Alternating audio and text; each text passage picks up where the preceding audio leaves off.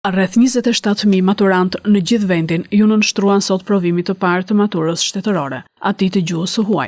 597 maturantë të bashkisë Lushnjë nisën provimin në orën 10 në 4 shkolla që plotësojnë kushtet infrastrukturore të përcaktuara në rregulloren e maturës shtetërore. Në shkolla 18 Tetori, Skënderli Bohova, 4 dëshmorët dhe Vath Korreshi. Provimi zgjati 2 orë 30 minuta. Risia e maturës shtetërore 2025 ishin testet e personalizuara për maturantët që janë me aftësi speciale. Në qendrat e provimit ishin të pranishëm dhe forcat policore, por edhe pse masat e sigurisë nuk munguan, u përsërit skenari viteve të mëparshëm. Teza përsëri është fotografuar dhe është shpërndar gjerësisht në rrjetet sociale. Ministria e Arsimit dhe Sportit siguron maturantët, prindrit, mësuesit dhe gjithë publikun se provimi i gjuhës së huaj i maturës shtetërore 2025 u zhvillua në kushte të plota sigurie dhe në transparencë të plotë.